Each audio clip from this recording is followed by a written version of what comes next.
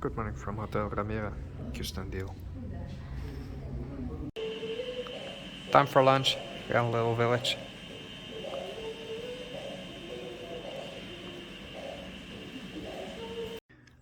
Good morning from this little town right here.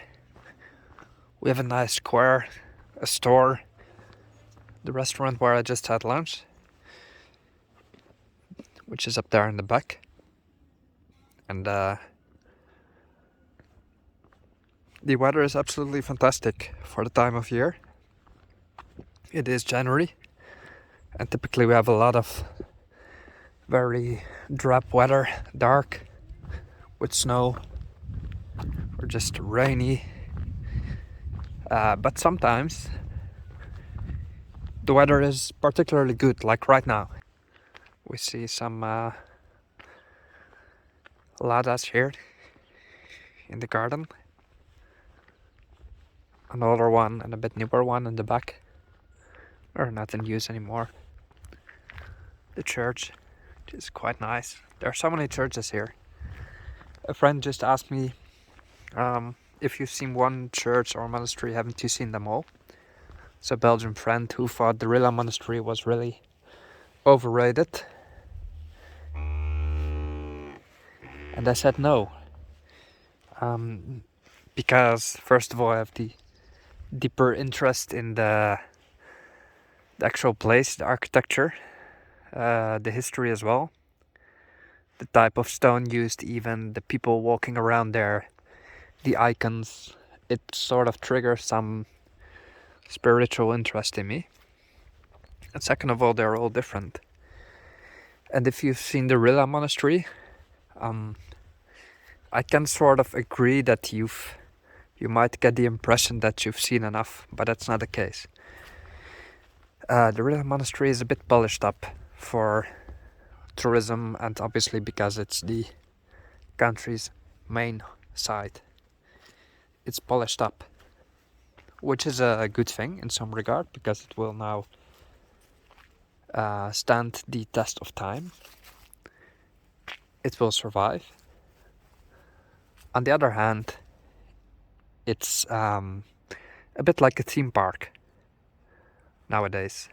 That's not to discredit the spiritual and historical enormous significance for the country, but it's quite crowded, and you don't have a solitary experience like you're supposed to have in a monastery. But as this church I'm currently walking around, it might seem very insignificant, but you have the opportunity to be alone here and to observe a lot of things that you would otherwise just pass by. Because what we see is part of the inside. We see the churches in renovation. These chairs are in renovation.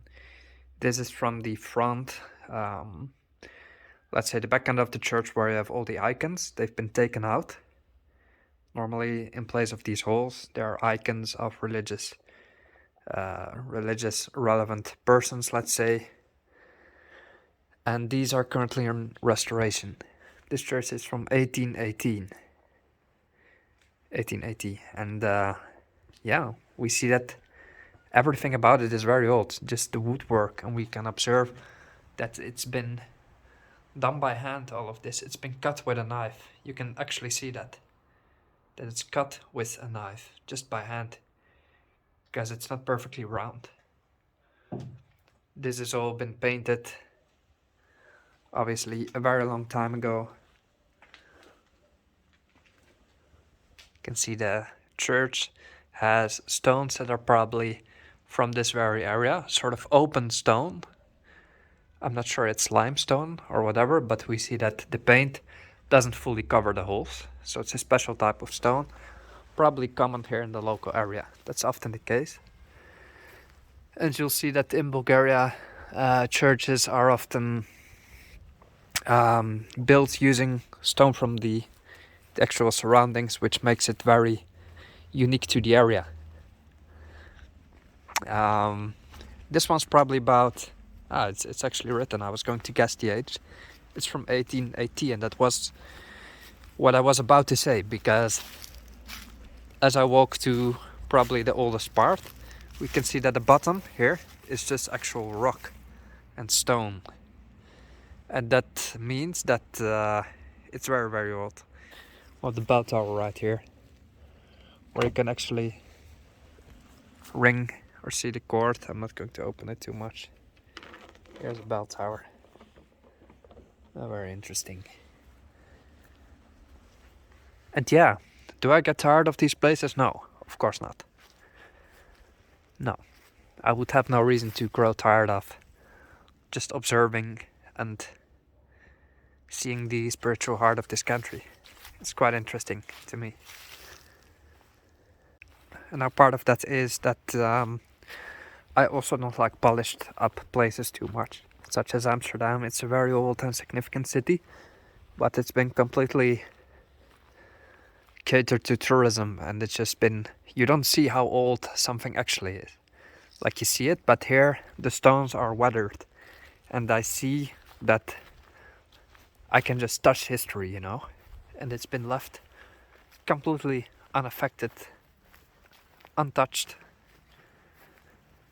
and you can actually really sense the history of this place. See what I mean? That's what makes it a very interesting experience for me to visit basically any Bulgarian church. Even though I'm not necessarily religious, I have some spirituality that I do find back in these places. And if not that, it's just the interest and the reflection that I get in these places.